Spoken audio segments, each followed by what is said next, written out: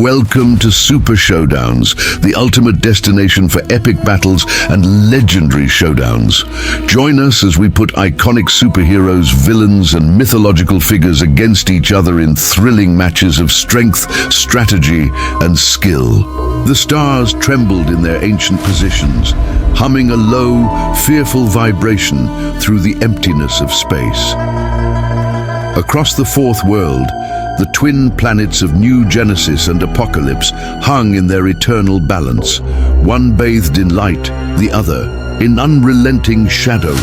Yet on this day, the balance tipped, a shiver passed through the source wall, a rupture like a god's scream trapped behind stone and time. Even the mighty Metron, who rode the Mobius chair beyond reality's veil, turned his eternal gaze toward the growing wound in the fabric of existence. Something was coming, something old, something inevitable. Highfather Izaya stood on the emerald, cliffs of Supertown gripping his staff of the Highfather. His long white beard caught the wind, and the golden threads of his robe shimmered with source light. Around him, the sky of New Genesis cracked, not with lightning, but with fractures of unreality.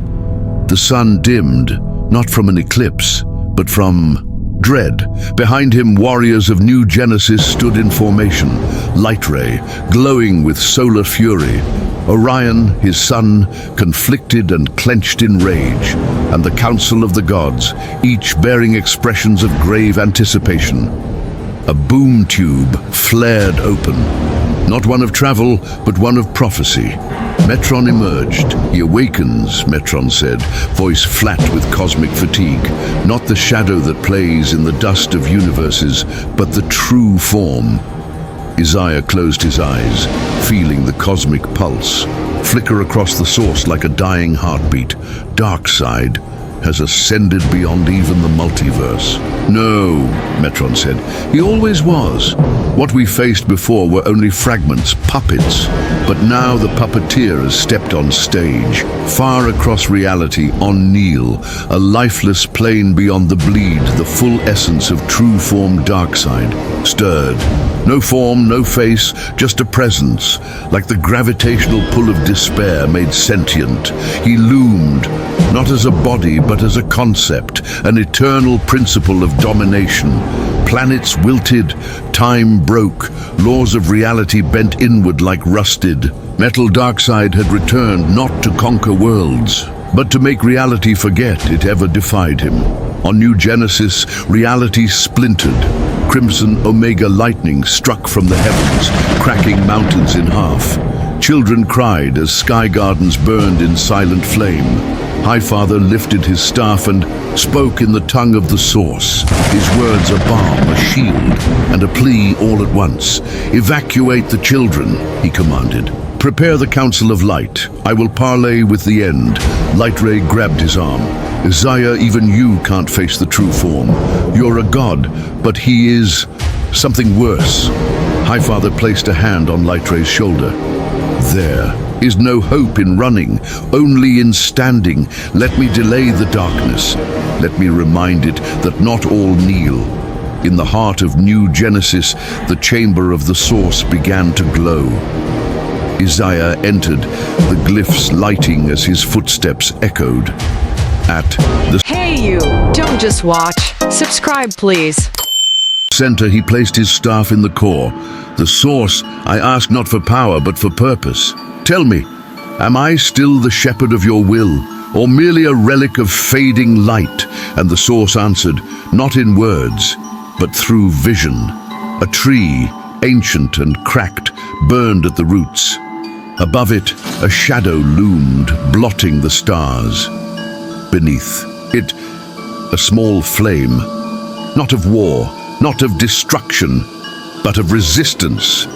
Izaya emerged from the chamber, the alpha effect glowing through his hands like blue starlight. His eyes were no longer tired, they were focused. I go to the edge, he told Orion. If I fall, do not avenge me. Learn, build, resist. Orion, torn between love and inherited rage, nodded. The staff of the Highfather opened a boom tube, not into another planet, but to a realm outside creation, where the true form resided, where even the multiverse dared not look. As Izaya stepped through, space folded in on itself, and for a moment, New Genesis disappeared from all known star maps.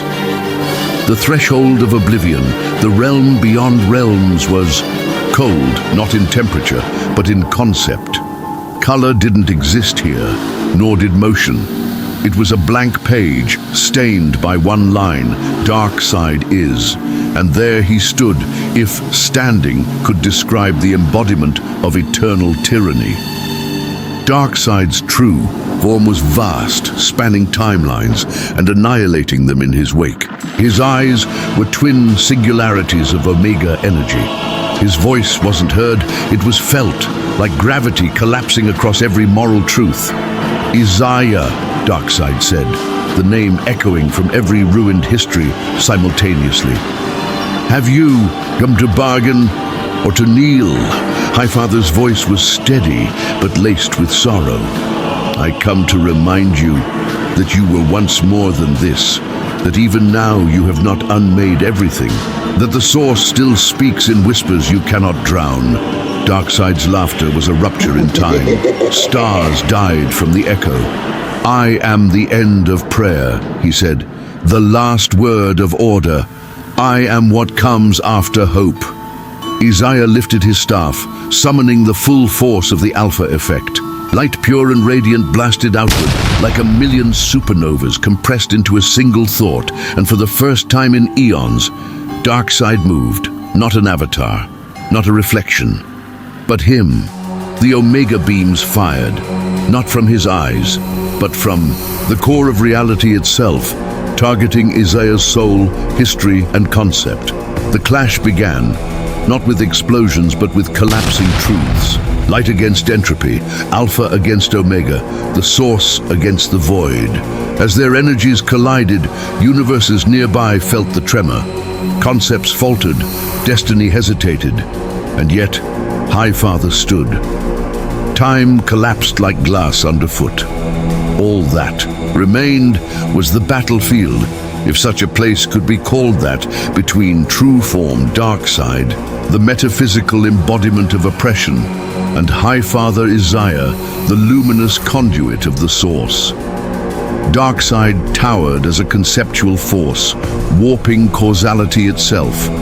Past, present, and future coiled around him like the rings of Saturn, shattered and screaming. Where he stepped, physics bent, thought withered, free will died. Highfather floated before him, staff aglow with the Alpha effect, his form sustained not by might, but by purpose. His light flickered against a darkness too vast to describe, a candle defying a black hole. And yet he stood. You are a flicker in the dark, Darkseid thundered, voice now pure Omega function, collapsing probabilities with each syllable. The source has forsaken you. Izaya gritted his teeth, his knuckles white on the staff. The source is no tyrant. It does not abandon, it waits. And with that he struck. Alpha beams cascaded like divine comets, spiraling into complex geometries, striking not Darkseid's body, but his essence. Izaya targeted the idea of tyranny, the very structure of Darkseid's dominance. But Darkseid countered with Omega reversal, not a blast, but a rewrite. With one gesture, Izaya's attacks reversed in time, aiming back at his past selves. Izaya cried out, staggering as his own pain was sent spiraling back through his lifeline. Darkseid advanced, slow but relentless. The void pulsed with every syllable of domination. The multiverse tried to resist me, so I erased its memory of rebellion. Highfather collapsed onto one knee, blood from 1,000 timelines flowing from his soul. Visions struck him, New Genesis in ruins, Orion dead in his arms, the source wall cracking. He was failing, until he heard a whisper. You are not alone, Izaya. From the blackness of the broken realm, a tiny thread of light emerged. The source, not as a weapon, not as a machine, but as a will. Silent, eternal, patient, Izaya looked up. His body was wrecked, his soul near forfeit. Yet in that moment, he understood. He could not beat Darkseid with power, only with purpose, only with sacrifice. Darkseid, he said, rising again, you fight for control, I fight for choice. You cannot destroy what you do not understand. And he broke his staff, the staff of the Highfather, ancient and sacred, shattered in a blaze of blue-white radiance. The Alpha effect, now unbound, exploded, not in a weaponized blast, but in a wave of truth. It flooded the void. Memories reawakened. Realities Darkseid had erased flickered back.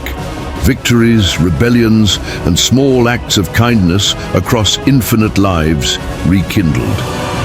For a moment, even Darkseid faltered.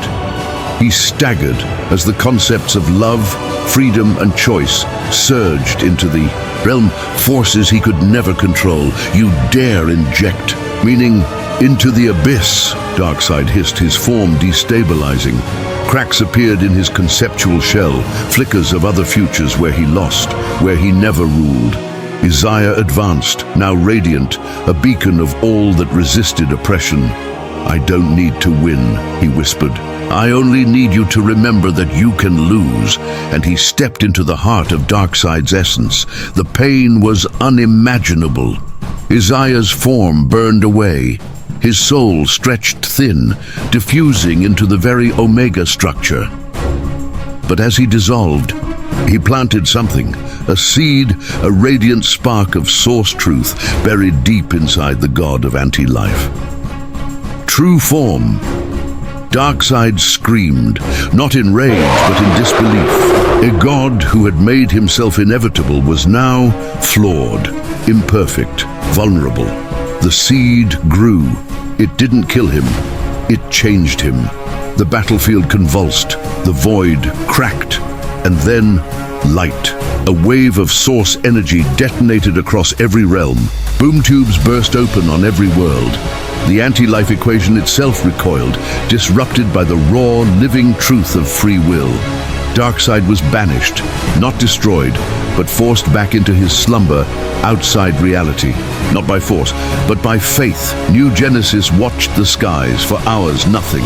Then a whisper of light, a soft echo of a boom tube, and from it emerged Metron, carrying a relic, the broken staff, and beside him a child, a small, luminous, being composed of alpha fire and source light. Orion stepped forward. Is he? Metron nodded. Izaya is gone, but he is not dead. His spirit lives on, in the source, in this child, in us. The council bowed. The bells of Supertown rang, in mourning and in hope.